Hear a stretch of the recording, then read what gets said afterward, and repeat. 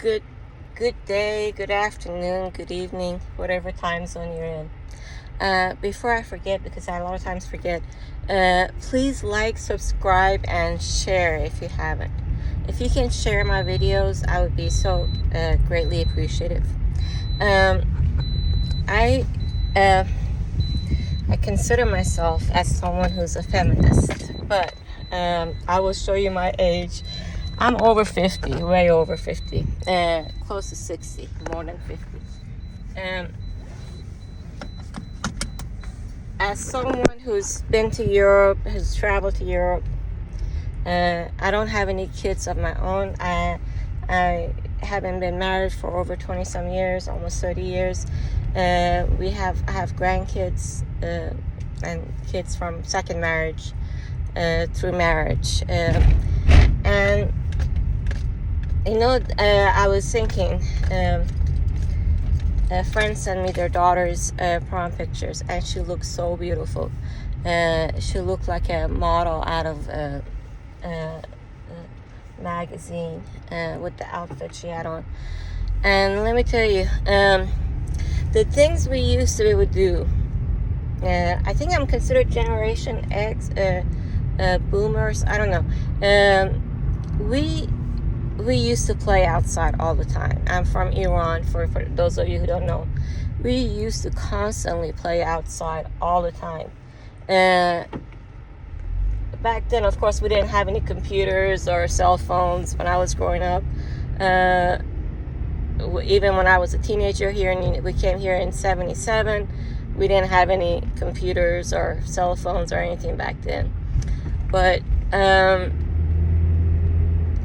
having traveled, and Iran isn't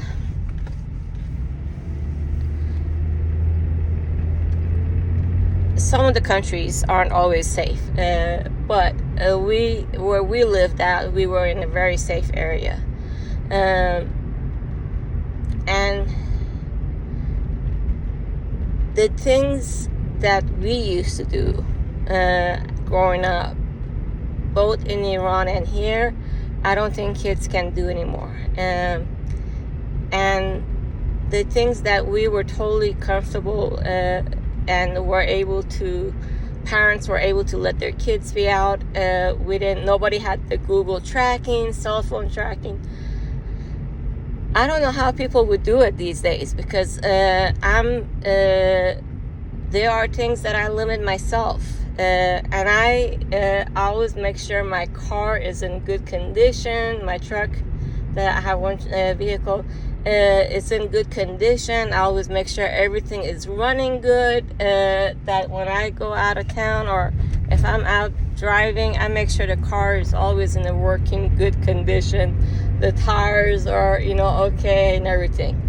And even with all of that, I limit myself many times, because I was on the way to Costco in perfect sunny weather, like right now, perfect sunny weather, like today, no rain, middle of day. It wasn't even rush hour, it was right around lunch hour, 1:00.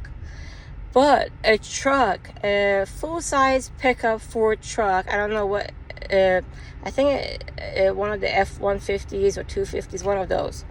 A full truck, and I'll try to add the picture to my video, was on the side because another SUV had hit the truck at, I think it was at this light over here, where I'm at right now. It was either this light or the next light over. And I don't think I didn't see anybody getting arrested. I had gotten here shortly after the fire department. When I pulled up to the light, the fire department was pulling up at the same time. And I'm assuming nobody had gotten arrested for drunk driving or anything. But it was the middle of daylight. No issues was going on.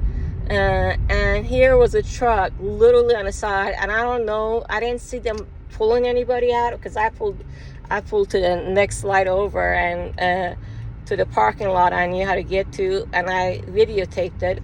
It's on my YouTube channel. You can go back and watch the videotape from yesterday. And I don't know how they would have gotten out. They would have had to, because they couldn't get out from the side. The driver had to have gotten out from the front windshield. And I felt so bad for them. I don't know how. So the one thing is, wear your seatbelts. The second thing is, do everything in life that you can to be extra safe. One, I taught my niece how to drive. I never get in the car without putting my seatbelt on. There is never an event. I've driven all over the United States. I haven't been to Alaska, and I haven't driven to Hawaii, but having driven all over most of the United States, I can tell you that I've never seen an accident where you didn't need your seatbelts. And I think the only time that would have been a case was when people fell off the bridge in Baltimore. But I gotta talk to some friends. Even with that, I think even if you're gonna fall in the water, it's better for you to have your seatbelt on and try to unbuckle as you're going down, because you gotta make sure you have your hand on the steering wheel or something to be able to hold on. You got to be able to. And the one person, if I understand it correctly, the one person who was able to get out is because they had manual window opener, and that's how they were able to get out of the car. But couple of months ago, there was a bad accident with a truck driver, semi-truck driver, on 2nd Street Bridge going from Indiana to Louisville. And I know that bridge, that's one bridge when I was in Kentucky, I never would get on there unless it was some kind of emergency, because that bridge is a horrible bridge between Indiana and Louisville. This truck driver would have been dead if it wasn't for the fact that she had her seatbelt on. And the fact that she had her seatbelt on is the reason she's alive, is because her truck got reared off halfway off the 2nd Street Bridge. And the reason that the fire department, the fire department said that was the first case that they had done where they got somebody off the bridge. And they were able to get to her, and she had a dash cam. Thank God. That's another thing. If you can afford to have, I don't have a dash cam. I'm going to try to get one next month. I haven't had the money, but I'm going to try to get one next month and have it installed. I used to have one, but it didn't work all the time. So I need to get a new one. Get a dash cam, one, for safety issue. And two, it proved this case with the truck driver that, one, it wasn't her fault. It was clearly the other guy's fault. And two, it showed if she hadn't had her seatbelt on, she wouldn't have survived. So I've never seen, and even the one time I saw a truck on fire, I don't think there is, even if you get into a car accident, you can very quickly, if you got to get out, unbuckle. But there's really, the chances of you being in a fire is very slim in the car. I've only seen a few where I've driven and I've seen vehicles on fire. But the people got out, as far as I know. But in car accidents, most of the car accidents, whatever I've seen, they usually always were better off having the seatbelts on. As a woman, as someone who travels a lot back and forth to Kentucky, you gotta do whatever you think is safe for you. But do the measurements. Don't try to let people bullying you into not doing what is safe for you. And seatbelts, I highly recommend. I always recommend, and this is something that I do because you don't want to get